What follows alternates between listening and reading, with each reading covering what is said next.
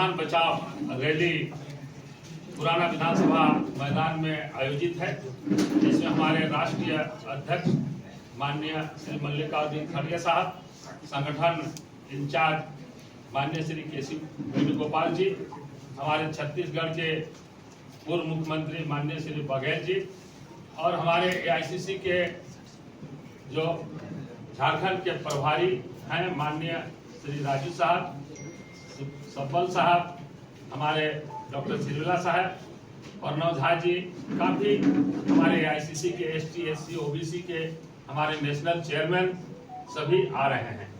आज जो संविधान बचाओ रैली होगी, हम लोग उसको विजय पताका, जैसे हमारे सर ने कहा कि हम लोग विजय पताका के रूप में वहां पर उसको मनाएंगे, विजय सभा के रूप में मनाएंगे, क्योंकि माननीय राहुल जी की यह बहुत बड़ी उनके सतत प्रयास और अनवरत संघर्ष की वह देन है कि उन्होंने बराबर वो सभी सभाओं में कहा करते थे, जिसकी जितनी आबादी उसकी उतनी हिस्सेदारी, उसकी उतनी भागीदारी। जो लोग कल तक भाजपा के लोग, आरएसएस के लोग हमारे जातीय जनगणना का विरोध करते थे, उन लोगों को माननीय राहुल जी के, कांग्रेस पार्टी के और हमारे माननीय खड़गे साहब ने अप्रैल 2023 को जो प्रधानमंत्री को पत्र लिखा था ये जातीय जनगणना के संबंध में, ये कंटिन्यूअस हमारी सभी सभाओं में हमारे प्रखंड स्तर से लेकर हमारे जिला और हमारे प्रदेश स्तर से लेकर एआईसीसी स्तर तक ये मांग उठते रही। बाध्य होके केंद्रीय सरकार को मानना पड़ा और ये हम लोगों के माननीय नेता राहुल जी के अटूट संघर्ष का और एक समतामूलक समाज के निर्माण का एक बहुत ही सराहनीय कदम है। हम लोग उन्हें बहुत बहुत माननीय नेता राहुल जी और खड़गे साहब को बधाई देते हैं, उनका धन्यवाद करते हैं, उनकी दूरदृष्टि का।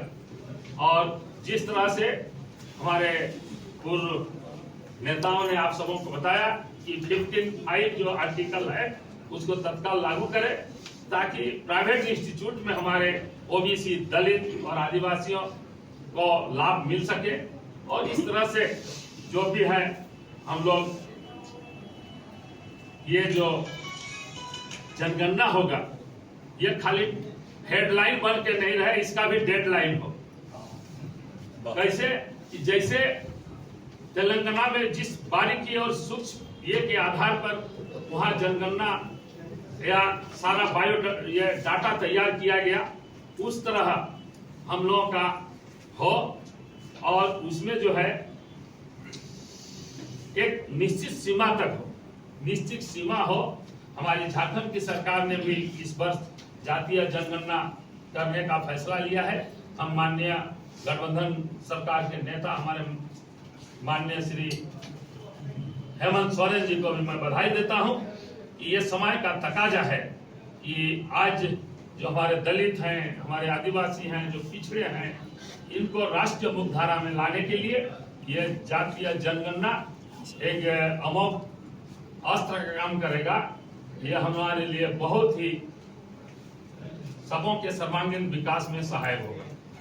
तमाम लीडर्स की ओर से तो राहुल जी को धन्यवाद देना चाहते हैं, क्योंकि जातिगत जनगणना की जो बात है उस बात के चैंपियन इस देश में राहुल जी पिछले 2-3 सालों से हैं और लगातार संविधान सम्मेलन के माध्यम से, लगातार अपने भाषणों के माध्यम से, अपने इंटरव्यूज के माध्यम से वो ये कहते आए हैं कि जीवन का मिशन अब यही है कि देश के अंदर जो एससी, एसटी, ओबीसी के लोग हैं, जो विकास की दौड़ में पीछे रह गए, उनको बराबरी में लाना और उसके लिए जातिगत जनगणना कराना उनकी का मिशन है, उनकी पॉलिटिक्स का ये एक ऑब्जेक्टिव है। ये जो लड़ाई शुरू हुई, ये अंतिम फेज में जब सोनिया गांधी जी हमारी कांग्रेस की अध्यक्ष थी और 2021 में उदयपुर के अंदर हमारा चिंतन शिविर हुआ, तब ये पहली बार पूरे जोर के साथ ये फैसला किया गया कि कांग्रेस पार्टी अब जातिगत जनगणना के लिए डिसाइसिव लड़ाई, हमारे प्रस्ताव में लिखा गया था कि निर्णायक लड़ाई के लिए अब कांग्रेस पार्टी तैयार है।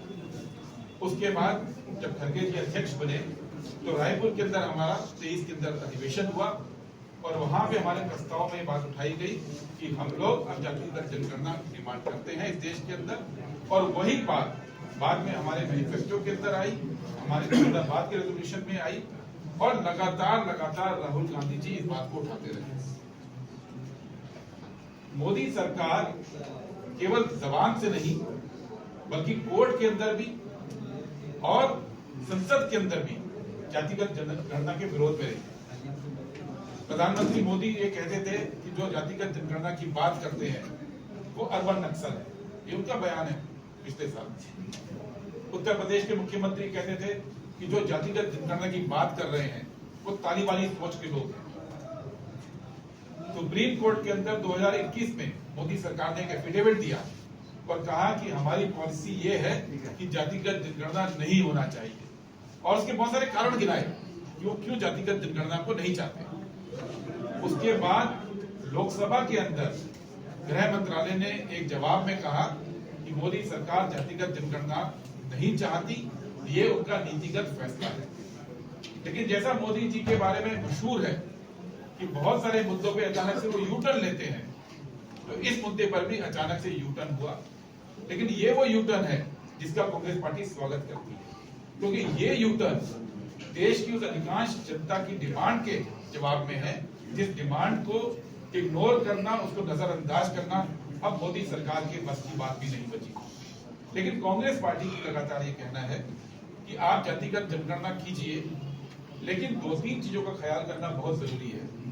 एक, ऐसा नहीं हो कि जातिगत जनगणना केवल जातियों की गिनती हो जाए, किस जाति में कितने लोग हैं वो जानकारी मिलने से देश में कोई फायदा नहीं होने वाला है। हम ये चाहते हैं कि जातियों की गिनती तो हो, लेकिन देश के संसाधन पे किस जाति का कितना हिस्सा है, देश के अलग अलग सेक्टर्स के अंदर, चाहे वो जुडिशियरी हो, चाहे वो प्रशासन हो, चाहे वो एग्जीक्यूटिव हो, सरकार हो, चाहे वो मीडिया हो, चाहे वो कॉर्पोरेट हो, चाहे वो बिजनेस हो, अलग अलग जातियों का क्या प्रतिनिधित्व है, क्या हिस्सेदारी है, ये भी इस जनगणना के माध्यम से देश के सामने आने चाहिए। क्योंकि ये जानकारी आएगी तभी देश के अंदर अगले लेवल की प्लानिंग की जा सकती है, ताकि जो जातियां और जो समुदाय पिछड़ गए हैं उनको आगे लाने के लिए, योजना बनाने के लिए ये जानकारी चाहिए। इसीलिए राहुल गांधी जी ने अपनी प्रेस कॉन्फ्रेंस के अंदर ये बात बोली कि हमने तेलंगाना के अंदर एक मॉडल खड़ा किया। कांग्रेस पार्टी ने कर्नाटक के अंदर भी जातिगत सर्वे किया था, बिहार में भी जब हमारी सरकार नीतीश जी और तेजस्वी जी के साथ थी हमने किया, और तेलंगाना में भी किया। लेकिन तीनों में फर्क है, क्योंकि कांग्रेस पार्टी का ये अनुभव था कि जब जातिगत जनगणना की बात केवल ब्यूरोक्रेट्स तय करेंगे तो उसके अंदर वो बात निकल कर नहीं आएगी जो इस देश को चाहिए। इसलिए तेलंगाना के अंदर एक नया मॉडल बनाया गया, और राजू जी का हम धन्यवाद भी पार्टी से करते हैं, क्योंकि राजू जी उस मॉडल को डेवलप करने में अग्रणी भूमिका में थे। वहां के ब्यूरोक्रेट भी रहे और कांग्रेस पार्टी के आइडियोलॉजिकल नेता भी हैं। तो उन्होंने तेलंगाना सरकार के साथ मिलकर जो मॉडल निकाला, उसके अंदर समाज के विभिन्न वर्गों से, जो स्टेक होल्डर्स हम कहते हैं, जो ब्यूरोक्रेसी के अंदर नहीं है लेकिन उनकी समझ है, उनके साथ बातचीत शुरू की, उन लोगों को साथ बिठाया, जन सुनवाई की, ब्रेनस्टॉर्मिंग की, और अलग अलग स्टेक होल्डर्स को ब्यूरोक्रेसी के साथ मिलाकर एक 57 क्वेश्चन का एक क्वेश्चनर तैयार किया गया, जिसके माध्यम से पूरी जानकारी तेलंगाना में दी गई है। और इसी वजह से पता चला, राहुल जी ने बार बार अभी पिछले कुछ दिनों में बात उठाई कि तेलंगाना के अंदर कॉर्पोरेट में 90% जनरल अपर कास्ट है, और गिग वर्कर यानी जो अमेजन डिलीवरी बॉय है, जो जोमेटो डिलीवरी बॉय आजकल हैं, वो 90% SC ST OBC के हैं। ये जानकारी हमें क्यों मिली? ये जानकारी इसलिए मिल पाई कि तेलंगाना का जो जातिगत सर्वे है उसके लिए सबको जोड़कर, केवल ब्यूरोक्रेसी पे निर्भर रहकर नहीं बल्कि तमाम स्टेक होल्डर्स को जोड़कर हमने किया था। तो सरकार से हमारी डिमांड है, और साथ में हमारा वायदा भी है मोदी सरकार से कि तेलंगाना की जो सीख है उसको हम मोदी सरकार के साथ साझा करना चाहते हैं। राहुल जी ने अपनी प्रेस कॉन्फ्रेंस में भी बोला है कि अगर मोदी सरकार चाहेगी तो जो अनुभव कांग्रेस पार्टी ने अपने 3 जाति सर्वेक्षण में प्राप्त किया और तेलंगाना में उसको परफेक्ट किया, वो देश की संपत्ति है। वो अनुभव, वो संपत्ति को हम मोदी सरकार के साथ साझा करना चाहते हैं। दूसरी बात, साथ ही साथ ये भी हम डिमांड करते हैं कि जो 50% सीलिंग है अभी, वो 50% की सीलिंग को अब मोदी सरकार को कदम उठाना चाहिए ताकि वो जो आर्टिफिशियल सीलिंग लगाई गई है देश के अंदर, वो सीलिंग को खत्म किया जाए।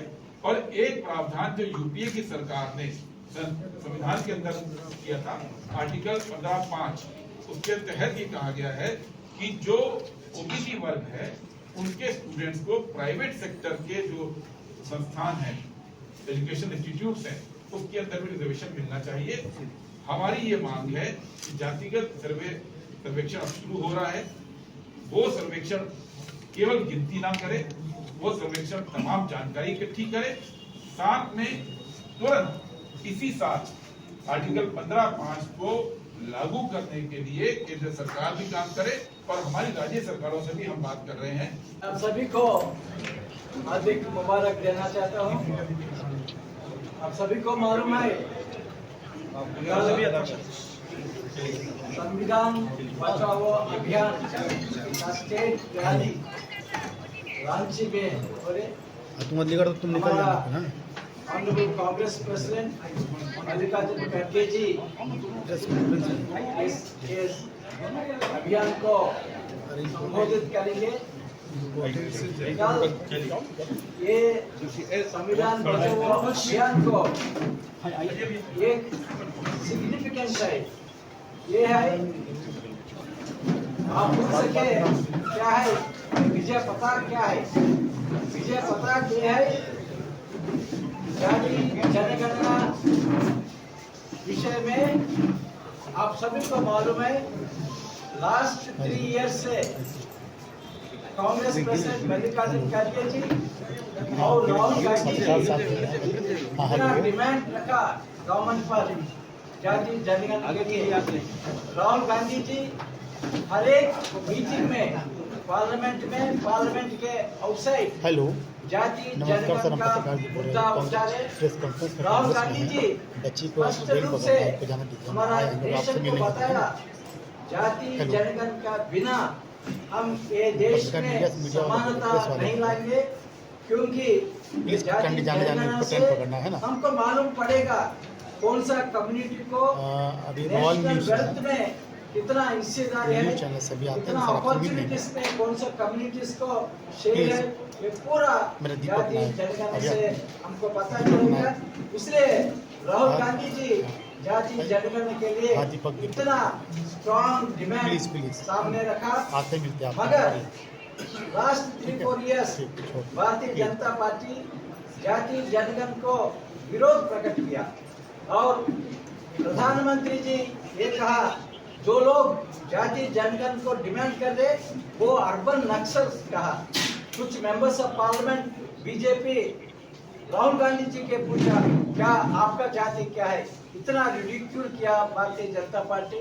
मगर लास्ट वीक प्रधानमंत्री मोदी जी ये जाति जनगणना को डिसीजन लिया, उन्हें ये डिसीजन लिया because of the pressure put up by Rahul Gandhi ji. इसलिए ये हमारा कांग्रेस पार्टी को राहुल गांधी जी को मल्लिकार्जुन खड़गे जी को विक्ट्री है। कांग्रेस पार्टी ये जाति जनगणना मामला में गवर्नमेंट ऑफ इंडिया पर कुछ डिमांड्स रखा। सबसे पहले जो हाउस होल्ड शेड्यूल तैयार कर रहे वो हाउस होल्ड शेड्यूल लेके घर घर जा रहे, वो हाउस होल्ड शेड्यूल एक कंसल्टेटिव प्रोसेस लेके तैयार करना, वही काम तेलंगाना में कांग्रेस गवर्नमेंट किया। तेलंगाना में आप सभी को मालूम है जाति जनगणना बहुत अच्छी तरह किया, एक मॉडल बना तेलंगाना। वो हाउस होल्ड शेड्यूल जो तेलंगाना यूज किया, ये कंसल्टेटिव प्रोसेस तैयार करके ये हाउस होल्ड शेड्यूल यूज किया। और आप सभी को मालूम है जो डेसिनियल सेंसस हर एक 10 साल को एक सेंसस होता है, वो सेंसस में बहुत कम मुद्दे पर इंफॉर्मेशन लाते हैं, बहुत कम मुद्दे पर। मगर तेलंगाना में उनका अलावा बहुत हर एक चीज पर हर एक पैरामीटर पर हम इंफॉर्मेशन लिया, इसलिए तेलंगाना का जाति जनगणना एक मॉडल। इसलिए Congress party government of India पर ये डिमांड रखे तेलंगाना मॉडल आप फॉलो करिए, कंसल्टेटिव प्रोसेस फॉलो करके ये हाउस होल्ड शेड्यूल तैयार करिए और टाइम लाइन भी बता दीजिए। और वो सेंसस कंप्लीट होने के बाद पूरा डेटा पब्लिक को बताना पड़ेगा, पब्लिश करना पड़ेगा, क्योंकि ये डेटा बेसिस पर कुछ पॉलिसीज गवर्नमेंट लेके आगे ले सके। ये जाति जनगण हमारा हिस्ट्री में एक हिस्टोरिकल मूवमेंट है।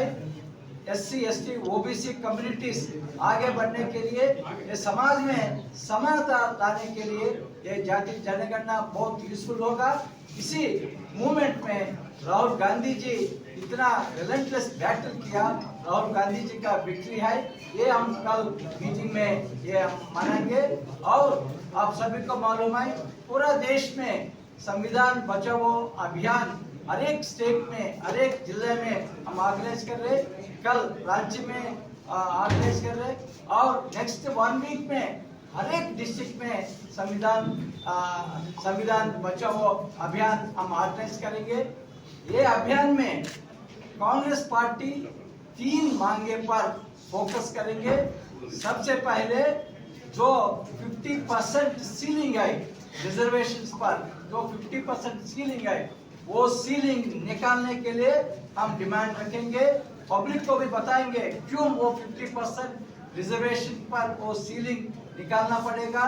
कांग्रेस वर्किंग कमेटी वो सीलिंग निकालने के लिए वो रिजोल्यूशन पास किया। कांग्रेस अधिवेशन अहमदाबाद में जो अधिवेशन हुआ उधर भी हम वो रिजोल्यूशन पास किया। वो 50% जो सीलिंग है वो आर्बिट्री सीलिंग सुप्रीम कोर्ट ने रखा, वो सीलिंग लिफ्ट करना पड़ेगा ताकि पॉपुलेशन बेसिस पर रिजर्वेशन बढ़ाने के लिए ये उपयोग करेगा।